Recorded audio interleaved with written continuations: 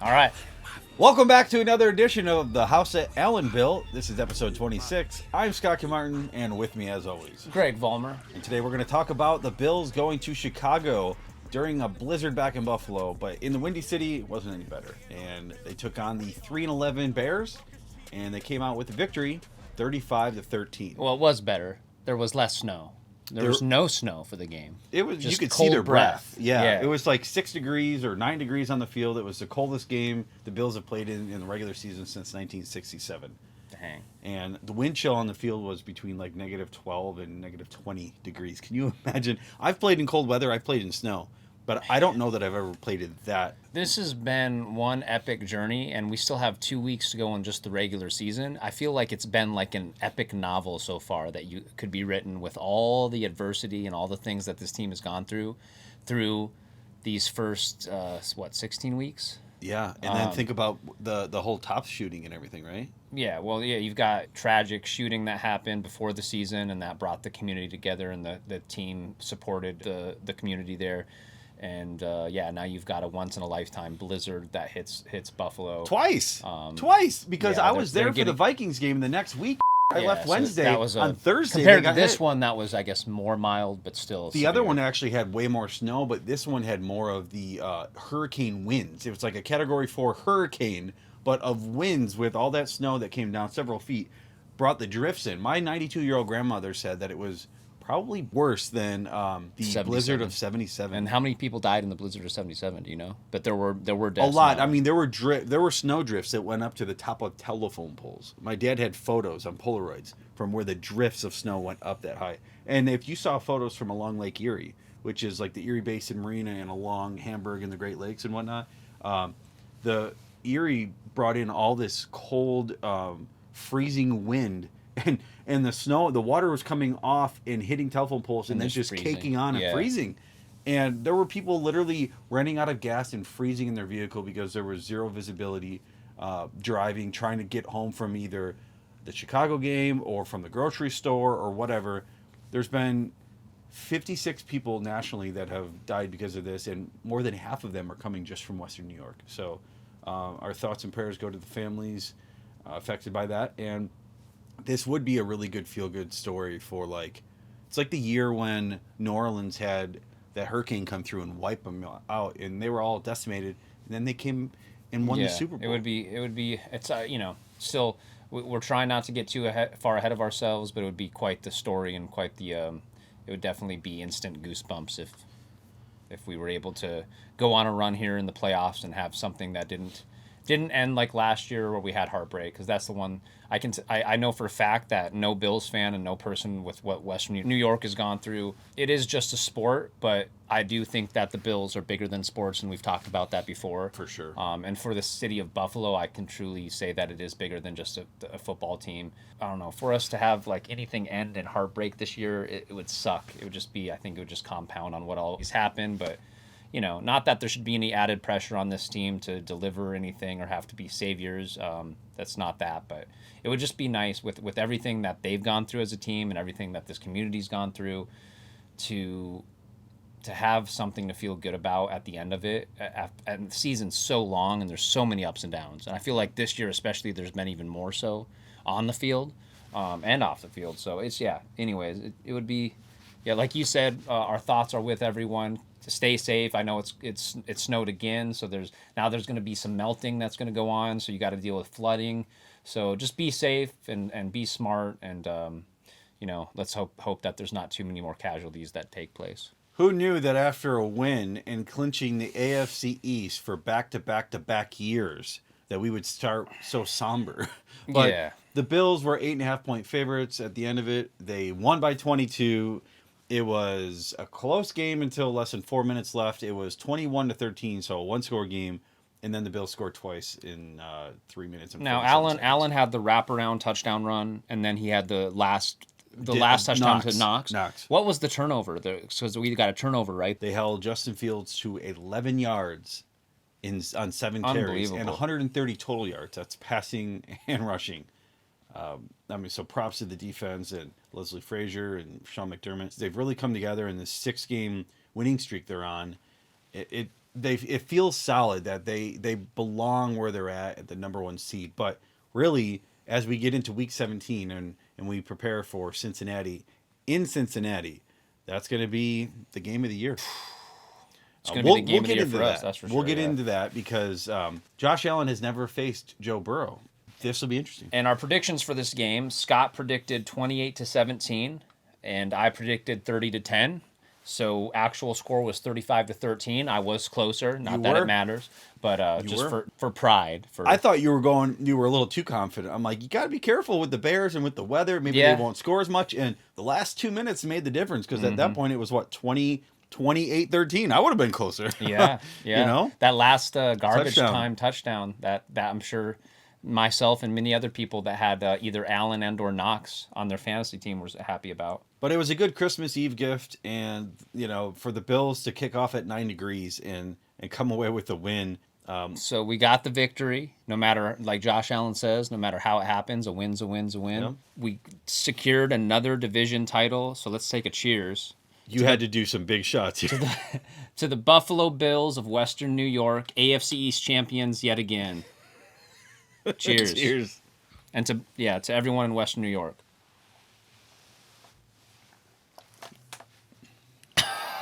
Woo! Chasing it with Red Bull Zero over here. Like I always say, Scott, the only thing that tastes better than a shot of Fireball after the Bills won the AFC East. And they have clinched their 4th straight playoff berth. So the Bills beat the hapless Bears, who have lost 8 in a row. The Bills are now 7-1 against the spread, and 10 of the 15 games have finished under the points total.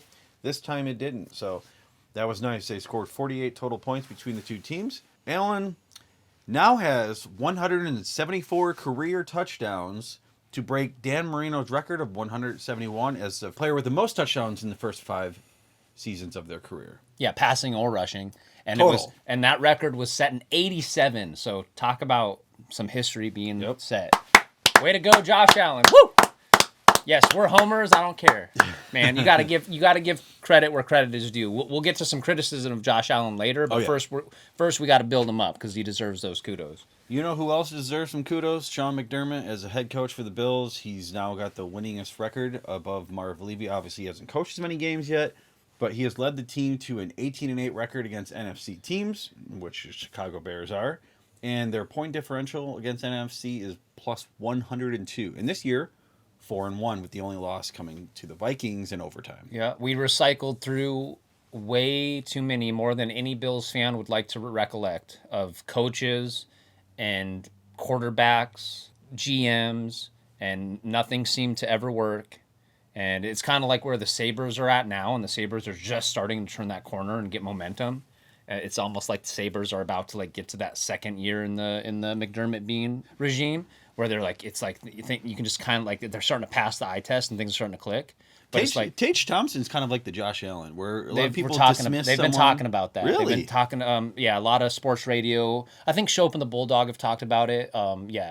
It's definitely been brought up on WGR. There are parallels. There's definitely parallels. Big guy, lots of talent, but people seemingly, overlook it. I don't want to say seemingly came out of nowhere, but the productivity went from here to here. He was believed in. A franchise reached out, drafted him, believed in him, and really... And Tage Thompson came from the O'Reilly trade. Yes, which is crazy. And our head coach now, Don Granato, actually knew him in high school. He coached him in the college All-Stars. Which is wild to be now he's seeing what he's doing in the NHL level. Yep. Not to get too much on the NHL on a tangent, but I'm sure some of you are Sabres fans. Yeah. Let us know in the comments, all 2 of you.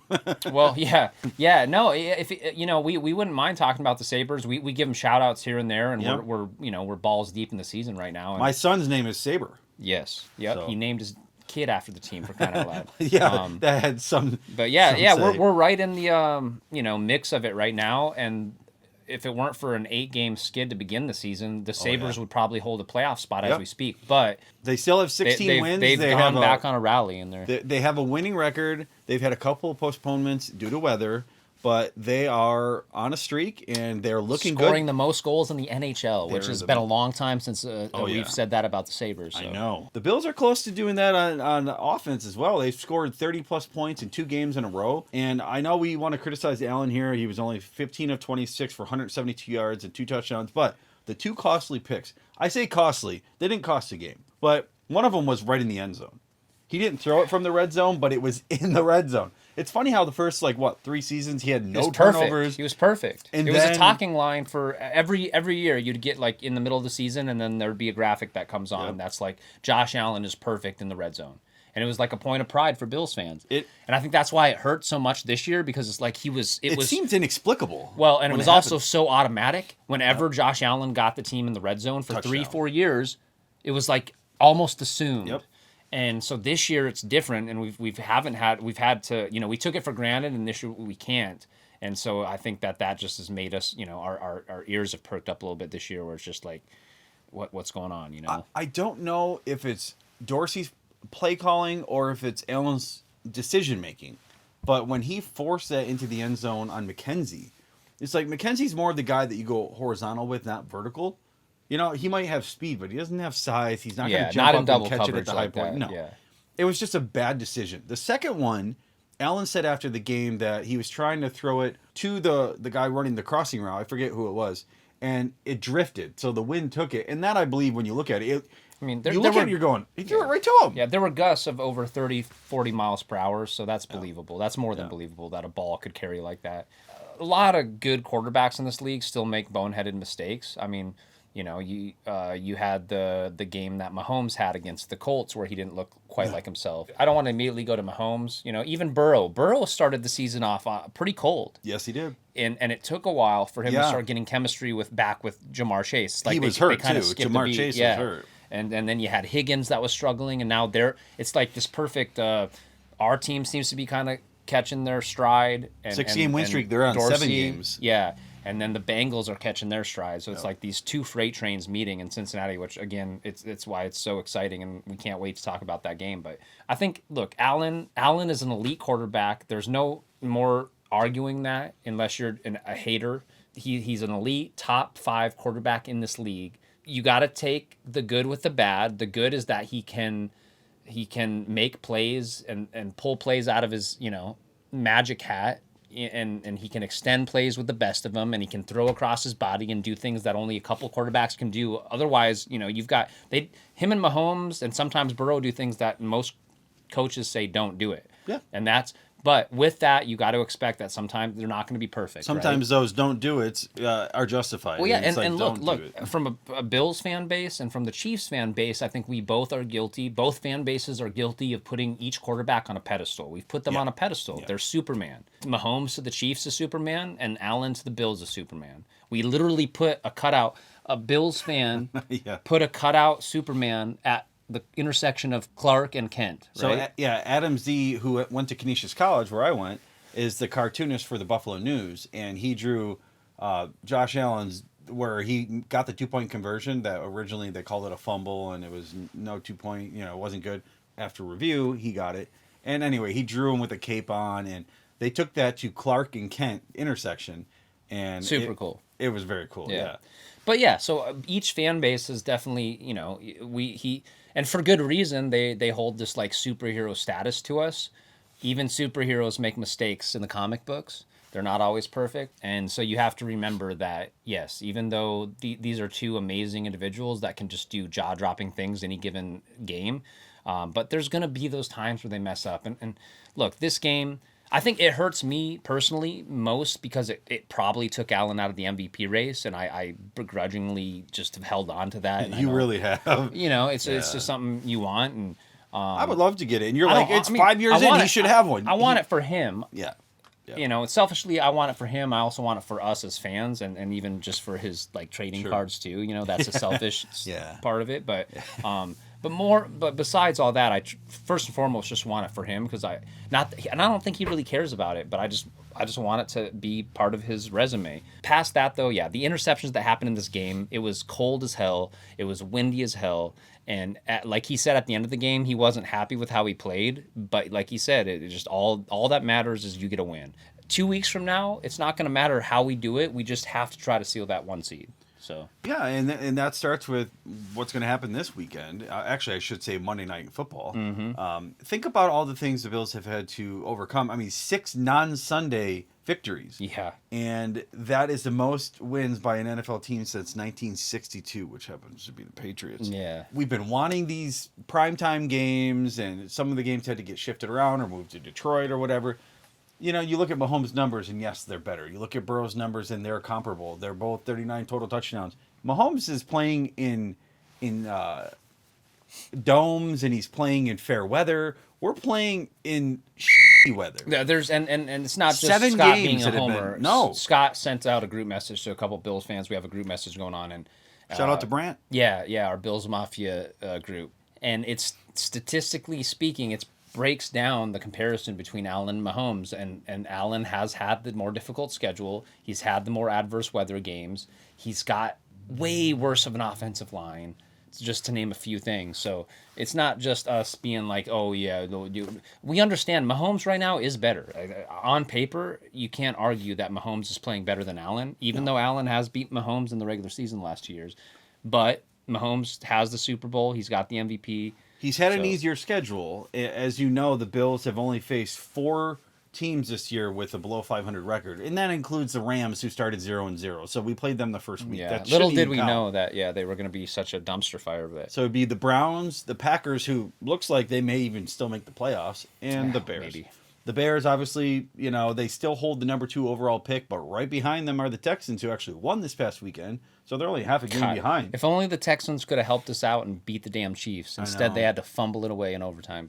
But the 2023 draft will be good for the Bears. They will get a Yeah. top 2 pick. You know who likely. it also will be good for? The Seahawks. Yeah. The Broncos gave it to them. Right That's now, brutal. the Seahawks are just laughing. God, the They're Broncos are just laughing. falling apart. Yeah, the Seahawks will. And they had Man. very good The, drafts. the We've talked about Broncos' Kenneth Walker. tragedy is the Seahawks' fortunes. Yes, I yes, guess yes. you could say. The Bears, they're obviously not doing well, where the Bills are the Super Bowl favorites still right now.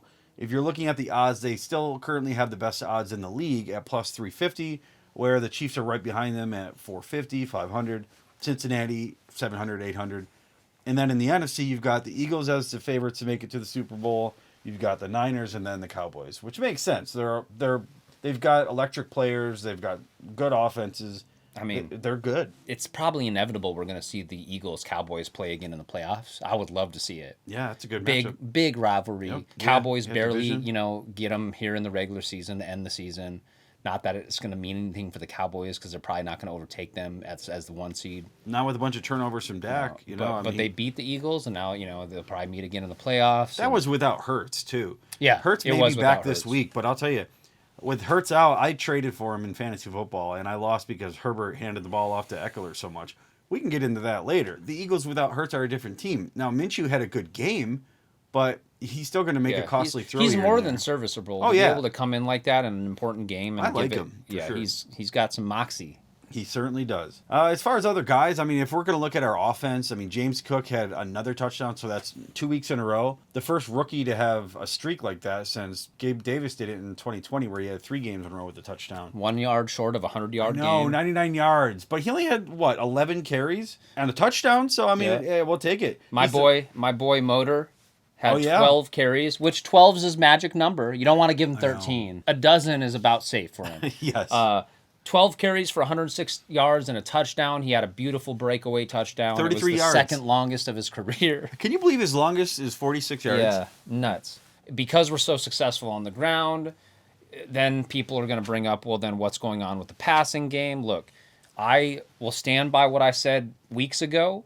It is a beautiful thing to get our run game established because it is sending a message to every team we meet in the playoffs, and hopefully it's only 2 games we have to try to win to get to the Super Bowl and not 3. It's sending a message to every team we're about to meet that we aren't messing around with the run game and that the whole world knows that Allen has a missile of an arm and we can throw it. Besides the fact that Diggs didn't get many targets, and yes, that is something to raise your eyebrow about, but I don't think it's something to lose sleep over. No. We are sending a message to everyone we're about to play that running is a legitimate weapon we have, and that's only going to give more options for Dorsey and for Allen to use when it comes to trick plays or play action. And so to me, it's a beautiful thing. And like I said, I told you, we're doing things a little differently this time around. And I don't think that's been spoken about enough. Whatever we were doing these last 2 years, and that was under Dable, Yes. it didn't work. It did. Look, we were close last year, and the year before not so much, but both years it didn't work. This year we're doing something a little different, and you're starting to see it now as this last month has gone on. Yeah, they're more balanced and they're running more. I mean, Yeah, this was and it's looking 254 a little. yards. Yeah, the stats are starting to look a little different now that Rushing. we're able to look at it. But to me, it's a beautiful thing because it means we're not doing the same thing that we've done the last 2 years. Yeah. So and with Allen, he's got a strong arm. They're going to be pass heavy. Under Dable, they were. Under Dorsey, he's trying to be more balanced. You could see him making a concerted effort to do that. Remove Allen's 6 rushes for 41 yards and a touchdown, you still have over 200 yards of rushing on the offense, which is impressive. And that was the most they've had on the ground since 2016 when they played the Dolphins and had 272. whether it's us talking or any other media that follows sports or the Bills or any other team, we're so finicky at times. Yeah. This whole beginning of this week, it was like, well, Dorsey could have started the run game a lot sooner. Like the run game clearly was what was working, and the Bears defense couldn't have an answer. But then it was hours talking about but why did Diggs only get 2 catches and what's going on there? If Diggs only gets 2 catches and we win. Yeah, but isn't it funny how you're kind of speaking out of both sides of your mouth? Oh my God, why didn't we start the running game sooner? It was working. We put up over 250 yards of rushing, and that's partly why we were able to control this game. Oh, but is there something going on? Is Diggs going to be mad because he only got 2 catches? It's just funny how that works. You got to pick it's like the different talking points or the yin and the yang, but it's like at the end of the day, the game script went that way for good reason, and it simply put, we were the better team, and even though it looked close at the half, we did what we were supposed to do as a 12-win team. We put them away. Yeah, I mean, Singletary only had his 3rd 100-plus yard rushing game. That shows you how the offense has always been geared towards Josh Allen's passing game. But it shows me what could happen if he gets put on a team that ends up using him like a workhorse. Yes, that's true. And after this year, maybe that will happen. But you're talking about Stephon Diggs, even though he had only 2 catches for 26 yards, he's only the 6th player in NFL history to have over 100-plus catches and 1,200 yards in a season for 3 consecutive seasons. And he's the only player in NFL history to do it for his first 3 seasons on one team. It's crazy. Yeah. So Diggs, hats off to you, man, because you're not griping, you're not yelling like AB would have. Give me the ball, man, I'm wide open. Of course, he probably got into Josh Allen's ear, and Allen said, I do need to make an effort to get the ball to Diggs more. Clearly, that's obvious. But when you win by 22 and you're not happy with how the offense performs, then the defense is doing something right and the run game's working. So I think, moral of the story, there's always going to be something to nitpick or complain about. Yeah, I mean, our leading receiver had 3 catches for 45 yards and a touchdown, and that was Gabe Davis. And everyone's looking for a storyline, and there is no storyline. Diggs and Allen are fine. Yeah. They're very close off the field and on the field, and I think if there's anyone that could click it right on like that and need to kick it into gear when you need to, it would be those two. Yeah. And when you need to, that's the point, right? Yeah. They didn't need to this time around. That's true. Of course, Diggs would want a better ledger and a better stat line. Wide receivers, like any player, want numbers, but this game went a different way, and again, controlling the clock and keeping the ball out of Mahomes or Burrow or Herbert's hands is going to be the key to having a chance at holding that trophy up at the end of the season. And I know someone like Gabe Davis has had an off season. It's his first season is really being a wide receiver 2, and he's had some drops. He catches it in an unconventional way, kind of sideways. Normally you want to catch it at the high point here, and I've seen him have great hands in college. But he does it a little differently, and sometimes you become more prone to drop the ball. He'll catch some amazing contested catches and then drop one that you're like, what same happened? with Knox. I mean, yes, but Knox has had back-to-back games where he scored well. Catching the ball has been an issue for multiple players on this team. Well, and Allen has gotten better with his touch passes versus like zipping it in there. Because I remember, was it Cole or Knox last year that nearly broke a finger or did break a finger because he can just whip it, and you don't want that. When Gabe had a rough first half of the year, we got John Brown, and then we signed Cole Beasley. And Cole Beasley did have a catch. He had 1 catch. So it looks like the Bears got Cole for Christmas. Even with all that said about Gabe Davis, he had his 7th touchdown. and that is now his second time with 7 touchdowns or more, and that was his rookie year. So I'll take it. You might not have a ton of yards. Actually, he's got like 800 Well, yards. yeah, I think what did that's we his say? most. We said that at the end of the year, if we had 2 receivers in Diggs and Davis that had both 1,000 yards, that we'd be happy. And we're almost there. Close, yeah. It's close. Yeah, it is. Just like when John Brown had 1,000 and then Cole Beasley was like, what, 2 catches or 10 yards shy of that? We could do that. And I think they're actually getting Beasley up. His conditioning has been off. I mean, he played what? He had a cup of coffee in Tampa Bay, Yeah. retired. He didn't really have an offseason. He came in mid-September, so he didn't have a training camp or anything. Yeah, they're and just then being he was smart about playing it. pickup basketball. And he had done that for training for his first 5 or 6 years, but now he's 33, 34 years old. I think they're doing it the right way, and I think when they need him most, maybe he'll step up. Either way. Pickup basketball's a workout, though. Holy cow. Yeah, no, for sure, but it's a different kind of conditioning. is, So if yeah. he's got the endurance, great. The stamina, great. But when you're out there running routes, they got to give him a limited number of snaps. But it was nice to see Khalil Shakir, the rookie. He got a 2-point conversion, so they utilize him. A lot of times he's been out there as a decoy or learning I thought routes. it was Beasley. When he caught it, I thought I it know, was Beasley. because it was number 10. They look and that so was- much alike, too. And Beasley's got They're number just 11. similar size. And Yeah, I think Shakir's got a stronger, like a bigger build, but when you see them in uniform like that, Yeah. and you don't see them often, it's easy to confuse the two. But, for that many rushing yards and a total net yards of 426 for Buffalo to 209 for Chicago, when Chicago had one more play and we had twice as many yards. there's a lot of breath, a lot of hot air about what just happened throughout this, hour long of game footage. But right there says it all. Yeah. You got one team that's on their way to trying to get the number 1 seed, and you got one team that's on the way to potentially getting the top 3 pick in the draft. And Yep. they did what they were supposed to do. The Bills have a top 5 or 8 rushing game, and they're number 1 in yards per rushing play. 8.2 yards per carry in this game. You can't complain about that. I mean, they both had some breakaway runs. The offensive line looked pretty good. Allen, what's funny is I would just mention to you that, like, in the pocket, how he goes back there and it's like a flex where he just stands there? And he's like, no one's coming, and then just rifles a 20, 30, 40-yard first down. I feel like he first did it where it got attention was the Thanksgiving game against the Cowboys. Yep, and then he would do that. That became like his staple. But this year, because we've had our line has Rotating been banged up, door on. Yeah. it's been Like a lot of nonstop teams, rotating. yeah. But the first time I saw it in months, probably, where he's just standing there, he throws it right to the other team. That was the interception that drifted over. I'm like, what are you doing? I was just about to compliment the offensive line, and then Allen did that. And I'm like, okay, good thing we have a lead. But it makes you nervous once in a while. And you get some head scratches, but I wouldn't take Mahomes or Burrow or any other quarterback over Josh Allen. He is meant for Buffalo.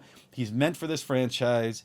And even though you're only up by 8 with 4 minutes to go, you still score 2 more times. You make a statement. You win the game. You have the number 1 seed, and it's all up to Monday night. You hold a guy, Justin Fields, to 11 yards on 7 carries. He just broke 1,000 yards to be the 3rd quarterback to ever do it. And our defense really stood up. They held Montgomery to 62 yards on 16 carries. And Herbert, who I thought was actually going to have a pretty good game, had 7 yards on 6 carries. Yeah, and you want to talk about McDermott's always talking about complementary football, and I know Frazier talks about it too. This was complementary football. You've got your offense holding the ball, getting long, sustained drives, time of possession, trying not to turn it over. Look, the weather had a little bit of a factor there, but we still, we turned it over a few times. Could have been cleaner there, but we held on to the ball, and then you had the defense do more than enough to hold their side of the bargain, and that's complementary football. That's championship without football. Von Miller. When you've got people Without Von Miller, yeah. You've got people like AJ Epinesa, who's now got 6.5 sacks on the year. Let's give a shout out. Let's give a round of applause to AJ Epinesa, man. That dude, I think some people wrote him off, and He's he changed can be, his body He can be transformation. forgotten in this lineup and in the rotation, and he's definitely. You want to talk about not only Gregory, but him as well, and even Oliver. Yeah, Oliver had a great They've game. gained so much from having For future sure. Hall of Famer Yep. and Von Miller in the. Whether you're a defensive end or defensive tackle, that front line has really gotten help from Miller in the offseason. It shows. And Ed Oliver had 4 tackles and 2 tackles for loss and 2 pass breakups and a sack. And he might only have 2.5 sacks on the year, but he's that guy kind of like Darla Tulele. He was not that great, but he was very good against the run defense, where Ed Oliver's just, he stops everything. He's good at pass rush. He's good at run defense. He's just good. It was his first sack since Detroit. Quarterbacks buy their offensive line gifts. Ed Oliver's the kind of defensive tackle that you buy him a gift if you're one of his fellow, defensive players on the line.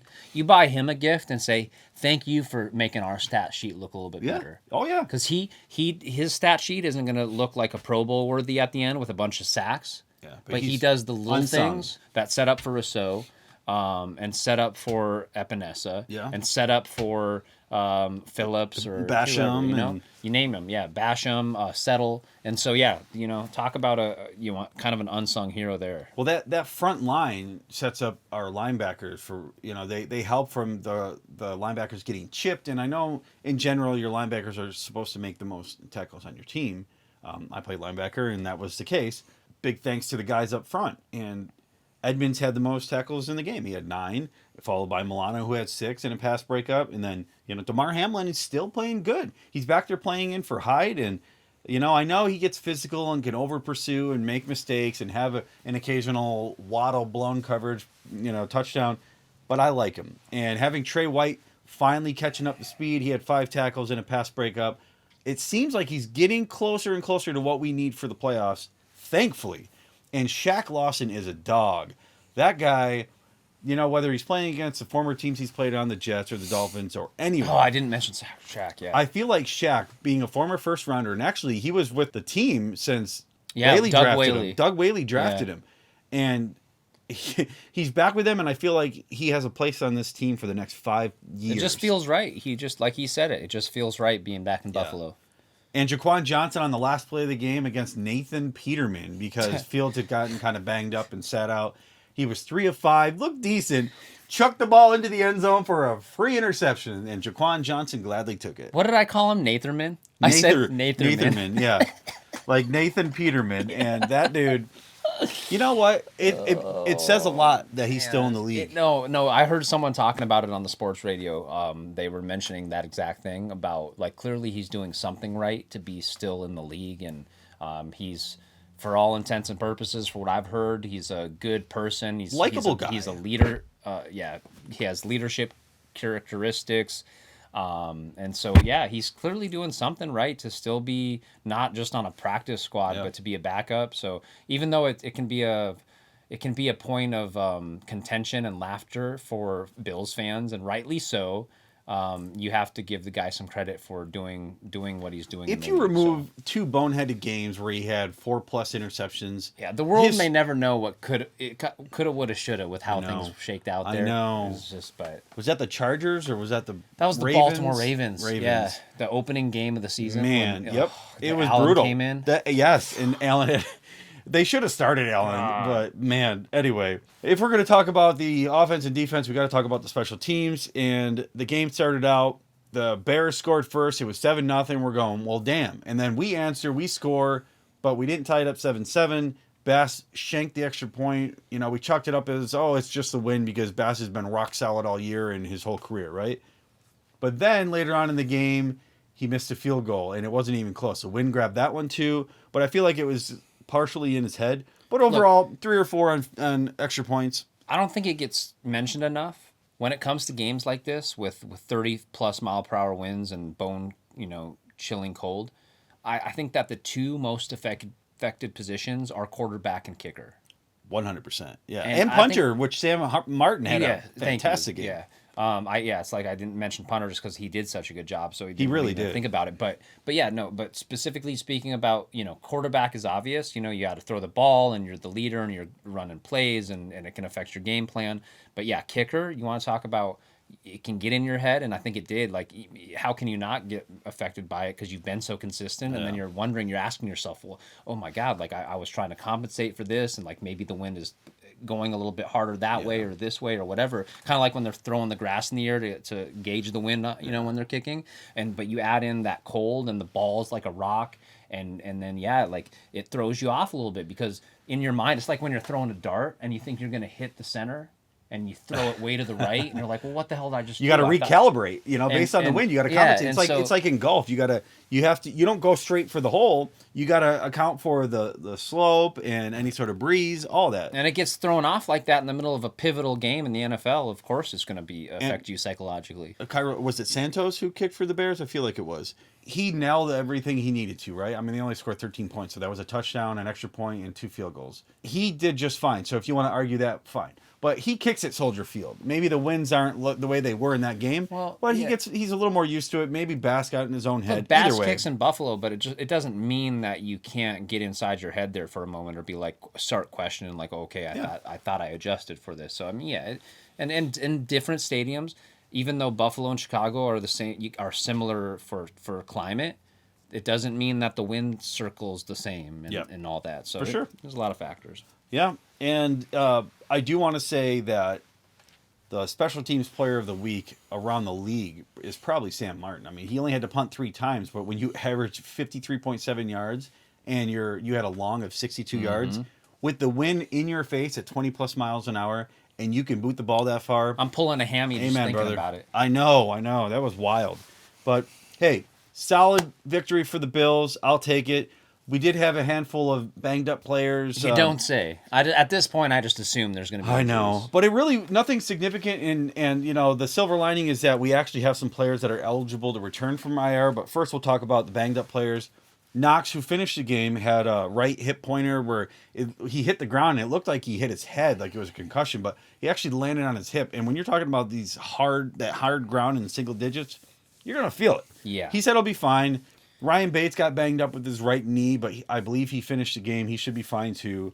And Jordan Phillips, who's been dealing with the right shoulder since the Patriots game, it's suspected that he has a torn labrum in his shoulder. He got it trying to get McCorkle Jones. Yes, on that rollout, which was the weird. End of the game. He landed sideways, and it didn't look good. But he came back this week and played probably a week earlier than he should have. Got banged up again.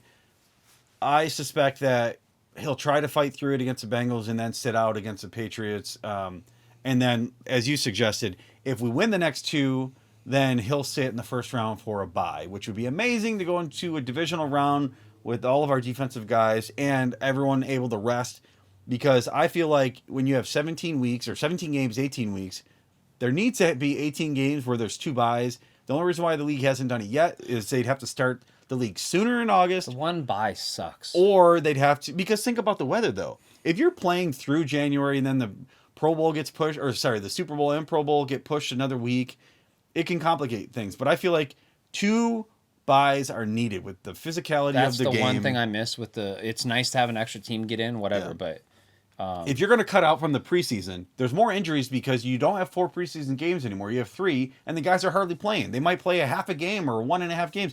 You need physically to go up against players that are going full speed, not just against your own guys on practice. It's practice. It's a lot different. Yeah. We're talking about practice, man.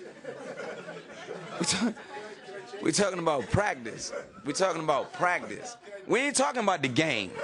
We're talking about practice, man. To me, with how long the system was set up where you had the number 1 and number 2 get a bye, it just still doesn't seem right to me that only one team in each conference gets a bye. Yeah. It seems just odd. But It's seven odd. teams in is odd. Literally, it's an odd number. So It is, and that's why it's even more crucial that the Bills secure the number 1 seed. Because if they don't, and let's say they'll end up getting the 3rd, because if they lose to the Bengals and the Bengals already beat the Chiefs, they're going to be fighting for 1 and 2, and based on the records, how it finishes, we'll likely be 3rd, and then we'll end up seeing the 2nd seed, which is the Bengals. Yeah. We'll see them in the playoffs, and it'll be in Cincinnati again. It would be like the new Chiefs matchup. Anyone that thinks that securing that number 1 seed isn't important, it's the most important thing. We have not had it since the early 90s when we did go to the Super Bowl, because you only have to play 2 games to get there. It's huge. It means home field everything. advantage. It means everything. 100%. It's going to be way more exhausting if we don't get it. And Yes. anyone that tries to justify it or be like, well, that's just going to be... Look, and you can be like, well, that's just going to add to the storyline. And, we got the team that can travel and this and that. Yeah, that's what you say if you don't get it. Getting it will make lives for everyone so much easier. Yep. Okay, so those are the injuries from the game.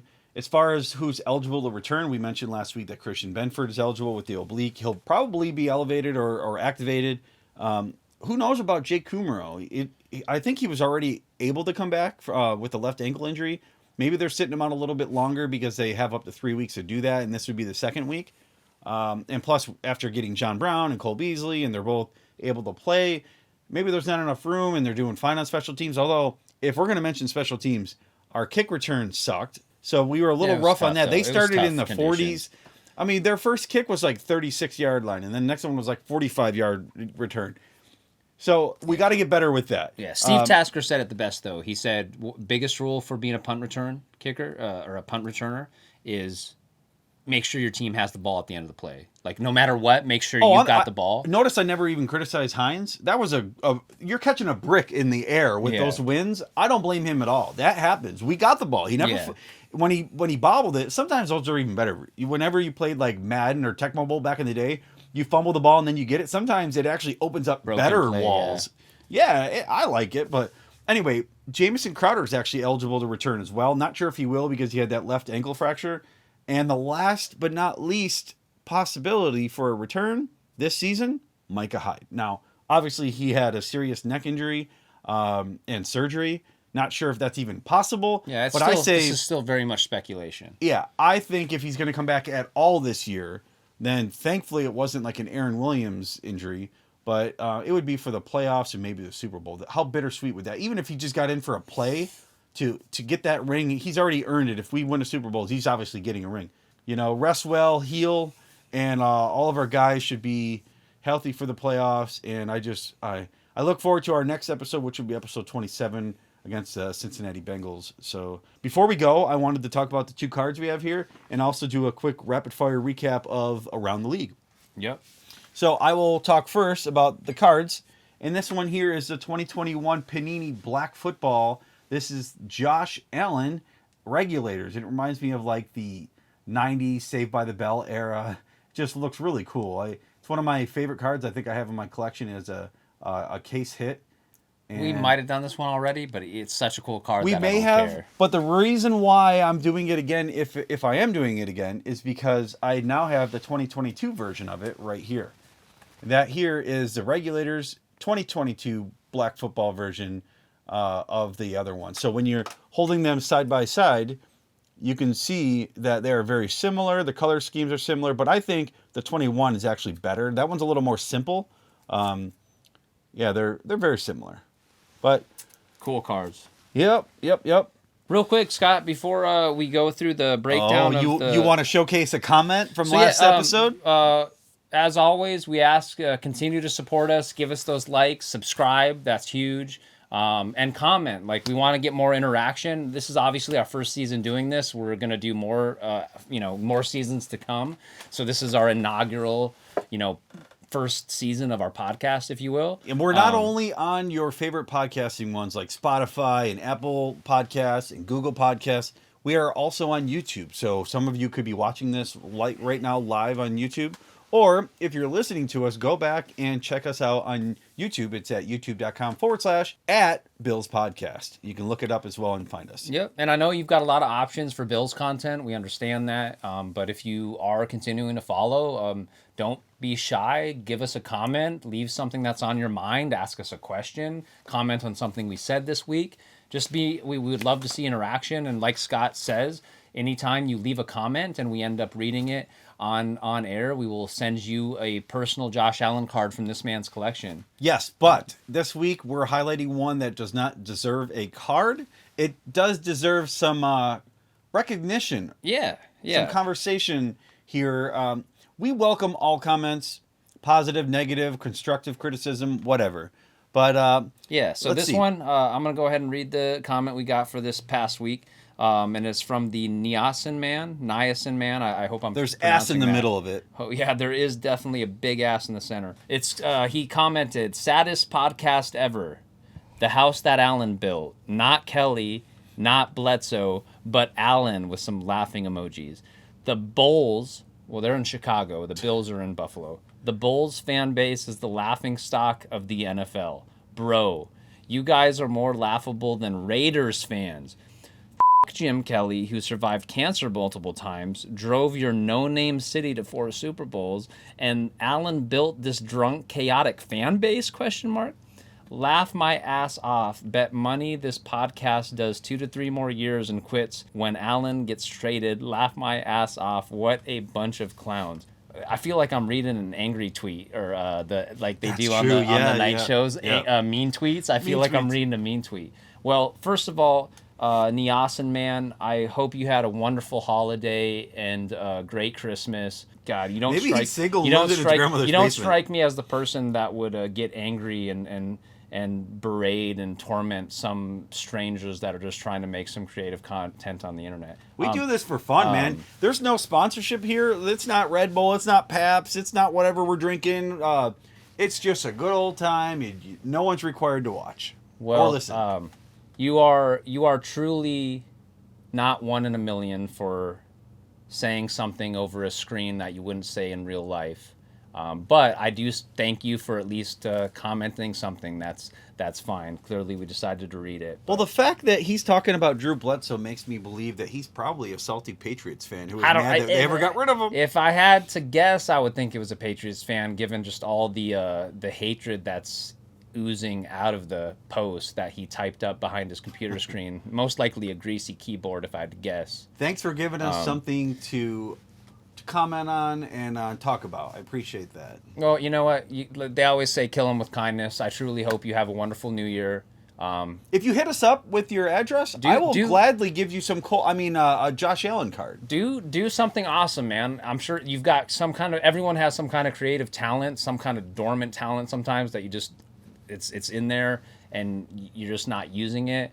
Whatever it might be, whatever kind of passions you have, go for it, man. Do something. Like we're taking something that we've talked about for literally 4 years, and we're finally doing something with it. I think that anyone that's created some kind of content, whether it be a song or a book or a medical journal or anything that you've thought about, and then you have to put all the work in, and you create something, like I'm sure you've got something that you want to do other than waste your time and send a negative message to strangers on the interwebs, which, like I said, you're not one in a million, because there's so many people that say things behind a computer screen that they wouldn't have the balls to say in real life, and that's the irony. But I hope you have a wonderful New Year's, seriously, and do something awesome with your life, man. With that said, let's do a quick rapid fire recap of the other games around the league. Let's try to keep this to like maybe 10 seconds per matchup. Rapid fire.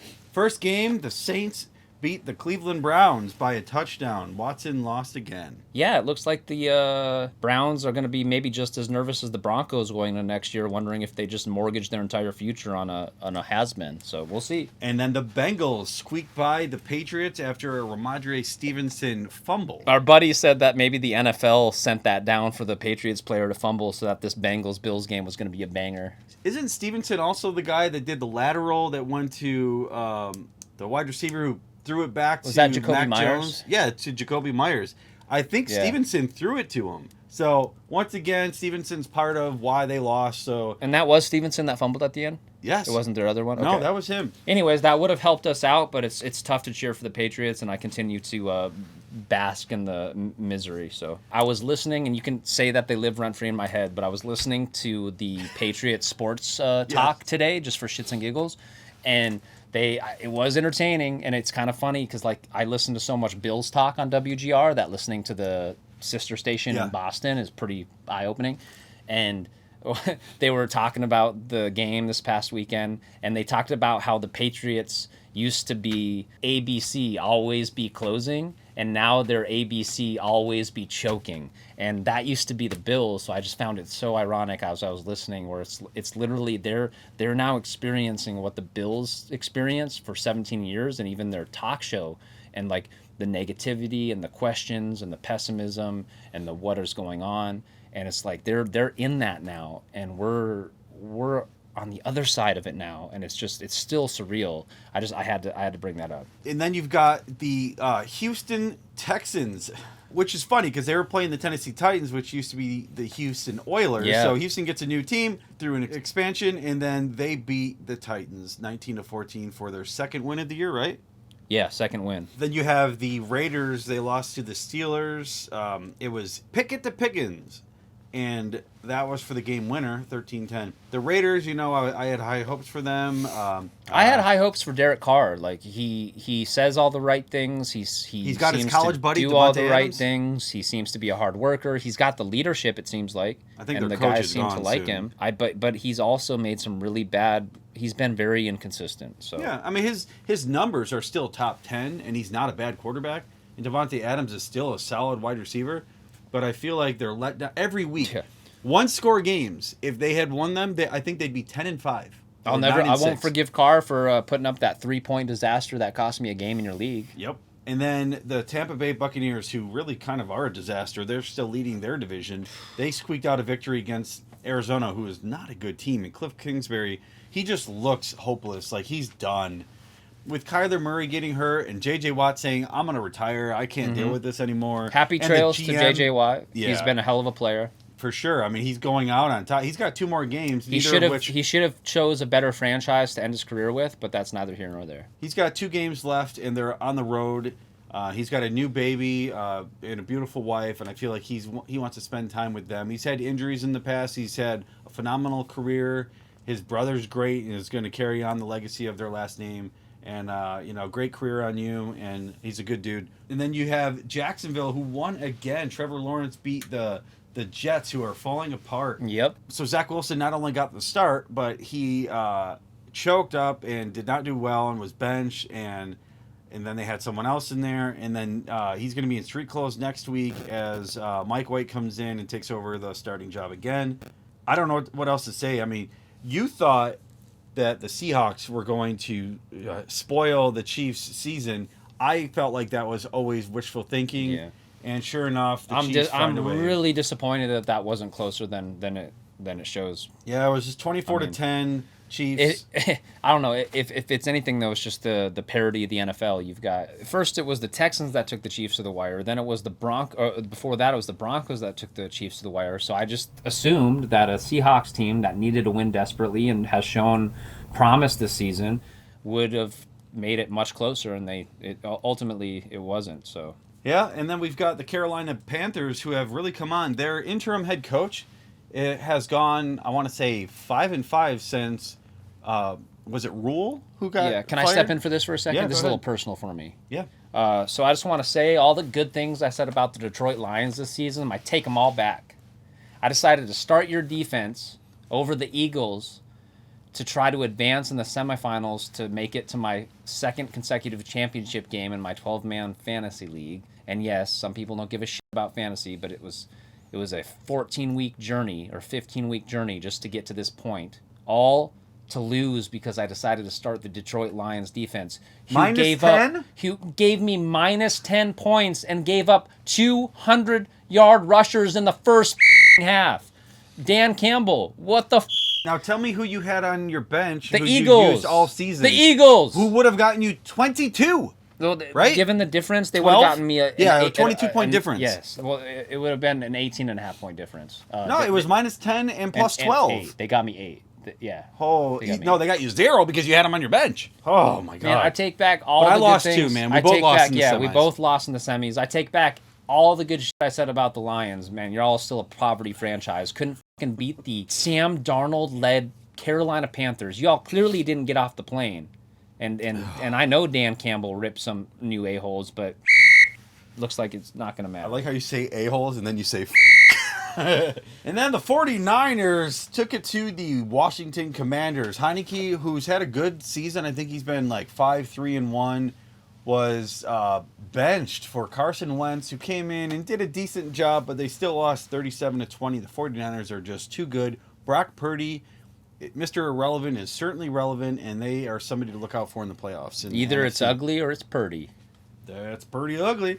And then you've got the Miami Dolphins, who lost to the Green Bay Packers, and Aaron Rodgers was right. They still have some Man, you hope. remember way back in, was it September or October, when that Dolphins fan was like, "Bring on Buffalo! Thanks for holding our Bring spot on again. Buffalo! Thanks for holding our spot in How number y'all one. feeling now? They went from number 1 in the AFC to lurking into the playoffs. man. They're still technically there. At Too 8-7. soon, Junior. Good for Aaron Rodgers. You know, it's funny because he looks like an 8th grader out there playing with a bunch of 5th graders, and he's mad at how inept they are. Yeah, he needs to either retire or not be so like outwardly negative with his body language. And if I don't care if he is having people that aren't catching it. Just like that's true. He doesn't seem to be having much if fun. you're a leader, so either just fucking call it quits or just don't have so much negative energy on the sideline. For a dude that talks about energy and going on ayahuasca trips, you just seem pretty fucking pouty. You know, they've had back-to-back quarterbacks who have been unreal for a decade and a half each. And Favre only gave them 1 Super Bowl in '97, and Rodgers has only given them 1 Super Bowl. I hope that's not like what it's like with Allen. Like I want us to get multiple. A bunch of winning, but you make the playoffs and then choke. Yeah. I don't want that. I don't want to be a bunch of that's where we're at. A-rods. I mean, that's where we have been, and we're trying to get past that. I just said a bunch of A-rods. He's Aaron Rodgers. Yeah. And I was talking about Alex Rodriguez, who is great in the regular season and would choke in the playoffs for whatever team he was playing on. Seattle, Texans, or Rangers, Birds of a feather or flock the together Yankees. with the same name, yeah. Yeah. Minnesota Vikings are 11-0 in cardiac one-score games. Cats. They came from behind again. Now, the Bills, one of our 3 losses this year, was against them in overtime. We've lost 3 games by a total of 8 points, and this one that I was at was the hardest one. Then you've got Kirk Cousins out there slinging the ball, doing things, making that team believe in each other. Justin Jefferson, you've got Delvin Cook. I mean, what a team to root for. I know Vikings fans are happy because they saw that field goal go in for the win, and their jaws probably still 61-yarder. Their jaws still probably down to the ground because they usually miss that kick. Yep. So man, as much as a lot of people are hating on the Vikings because of their point differential, and that's valid, you got to give it to them. Like they're performing in the clutch when they usually piss it down their legs. So I still want to say they are 11-0 in one-score games, but if they make it to the first round of the playoffs and lose a 1-score game, I don't give a shit how many times you win in the regular season. It looks great. You got to the playoffs. You did what you needed to do. That shows you camaraderie, but you need to be consistent, which you are, and keep doing it when it matters most. And it's like Allen in the playoffs, right? The last year he had 9 touchdowns, 0 interceptions, and then it was out of his hands with the coin flip. But you've got to do everything you can when you can, and they have. When you're down 33-0 and you break the record for the greatest comeback in NFL history, you deserve credit. Credit to Dable for having that game so close. That was the Giants' game to lose, and they did. yeah, well, they say the chickens might eventually come home to roost, and the Vikings are hoping that they don't come home to roost in the playoffs. Yeah. You know, we mentioned about the Raiders losing to the Steelers, but we never mentioned that Tomlin once again wins another game and is closer to not having a losing season under his belt. Yeah. Unbelievable. Speaking of that division, though, Baltimore Ravens won 17-9 over Atlanta. I don't even know what to think of Atlanta anymore, but the Ravens, they keep winning. I mean, they have secured a playoff spot, and good for them. Harbaugh, man, he's a great coach. I feel like we have Baltimore's number, and we would do fine against them in the playoffs. Let's hope I don't eat my words. But, well, they don't even know. They don't even know if Lamar's coming back yet. That's But besides that, though, anytime Harbaugh's coaching on the other side of the field, you have to watch pay attention. And then let's talk about the Cowboys real quick. Like you mentioned, they beat the Eagles, but it was against Gardner Minshew. Mm-hmm. The Cowboys have a lot of power on their offense, and CeeDee Lamb is just unbelievable. Dak Prescott threw an interception and then completed like 17 of 18 in a row. The offensive line is no joke, and the defense is no joke. So that is true. You need a good balance, just like the Bills. They're top 10 in most every major category on offense and defense. Hurts gives them the additional weapon that Minshew doesn't necessarily give him. So. And he doesn't turn the ball over. I think he only has 5 picks all season. Yeah, he's got very, very low interceptions. But because he was out, I lost my fantasy football playoff. Thank you very much, Herbert. And the Los Angeles Rams and Baker Mayfield unbelievably torched up the Denver defense. Now, a lot of it isn't the Denver defense's fault. They were put in a bad situation with turnovers. Wilson sucks. I don't know what's going on with that franchise. Someone needs to set up an official hotline in Denver for fans to call into or something. I'm sure they have one, just like the Boston sister line for WGR. But my God, that was a hotline just to talk things over. Yes, just to kind of to vent mental health. Yeah, it's going to be okay, Broncos fans. It's going to be okay. I'm sorry. I hope so, because they still have some young talent. I mean, Cortland Sutton is good, and Jerry Jeudy, and you've got Javonte Williams when he's back healthy. You just don't have a franchise quarterback. You pay $243 million guaranteed and gave up multiple first round and second and third round picks, and now you have nothing to show for it. How many times this year on this podcast have we said, is this the new low for the, like, can they get any lower? They just did. Damn. Baker Mayfield, who's been there for 3 weeks now, has won 2 out of the last 3 games, and he looks like a legitimate starter. So maybe he was worth that first round pick, not over Josh Allen, but maybe he's still got a chance in the league. He's proving it right now that he's got something left. Maybe he just needed that right coach. And we'll see. With Matthew Stafford injured, and he might have a neck contusion that could keep him out forever. We don't know. Anyway, the last game of the week was one that mattered most to me for fantasy football. I had Keenan Allen in and Justin Herbert. I needed them to tag team for at least 1 touchdown and 100+ yards. They couldn't do it. Which isn't unreasonable. No, I needed 30 total points. And they somehow turned into the running team of the century, and that's what Eckler sucks scored about both fantasy. touchdowns in the red zone. They won 20-3 over the Colts, who are awful. And that's the season. Yeah. And I'm now fighting back for 3rd place to get my money back. A lot of people will never understand why you put yourself through torture that is fantasy, and I can't really answer that, but fantasy is wild, and a lot of times when the pressure's on in the playoffs especially, it seems like sometimes just the weirdest things happen. For you, I had Chargers, a great season. Had an amazing season. You were a favorite to win it all, and the Chargers, who are usually pass heavy as they turned into this running team, and you needed the passing yards, and for me, I was the number 1 seed in my league for the 2nd year in a row. I made it past the first round. I'm in the semis going against one of the worst teams in the league. I was averaging over 20 points more per game than this man. But it just took my team to shit the bed with the Lions defense giving me -10. I had Donovan Peoples-Jones, who had put up double-digit points for 4 out of the last 5 weeks. Yep. Got me 0.5. It's shit like that makes you not want to play fantasy anymore. But it's just the way the game goes. It's part of the game. That's why sports enjoys having wild cards. Yeah. Whether it's baseball or football, no, for sure. whatever it is. And I got to give a shout out. So Brad and Kyle are going to be the ones playing in my league for the championship, and they both have never won it. And so it's going to be a new name on the trophy. So you gotta love that. It's pretty cool. And for me, I lost to my brother, who's now in the finals, and he scored the most points this season. It looked like it was going to happen all year. I was just hoping I didn't have to face him until the finals, so I could at least win 400 instead of 100. And the winner, he has a chance to get $800 or 400. He's going to win money either way. But the 2 people in the final, there are 12 teams in our league. The only 2 that didn't pay me yet. So I should keep half that money and put it towards getting the same kind of trophy you got. He's playing Shannon, who's won it back-to-back a couple of years ago, and she is in the final. So good manager for fantasy football. She's been in there 12, 13, 14 years, however long it's been. And good season for both of us. Good job. Good. Oh, yeah. No, I didn't have a good season. You did. You did. It was not good. You still had a good season. You finished 3rd last year, and your team was competitive most of the year, and then you kind of threw in the towel. I'm not happy with my performance as a manager this year. But for Bills fans, I just want to say thank you to all the Bills fans that traveled to Soldier Field and braved the weather alongside the team and brought the noise and energy. And I hope you made it back to Buffalo safe and traveled safe. And once again, to all the Bills fans, both in Western New York and across the entire country, continue to cheer on this team. We're down to the wire here with 2 important weeks to go, pivotal weeks. We got to get this number 1 seed. So I hope everyone in Western New York continues to stay safe and look after each other. And our thoughts go out to all the people that, for otherwise should be a very fun and nice time of year. A lot of those that are dealing with loss of loved ones. We just want to let you know that we're with you, and it's tough to see you right now, but just hope everyone can build each other up. So. Well, we said the Bills had 6 non-Sunday victories. Let's hope that's 7 because they play Monday night. We will talk about it in episode 27, which is week 17.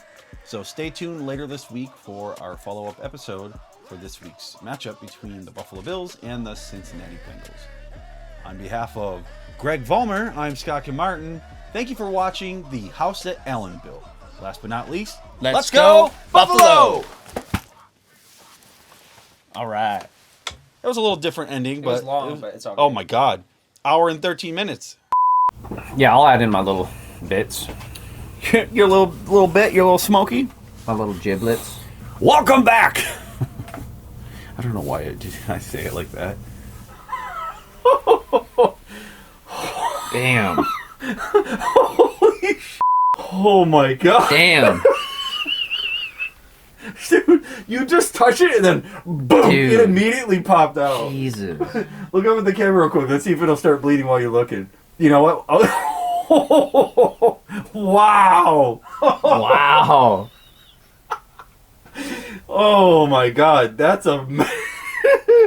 Can I get another? Here. And cut. Literally, cut on your nose. Cool cards. Yep. Oh, and then real quick too, Scott. You still having trouble with putting it on there? It's fine. Every week this guy struggles to put the card back on. Oh my god, get out of here. I got it.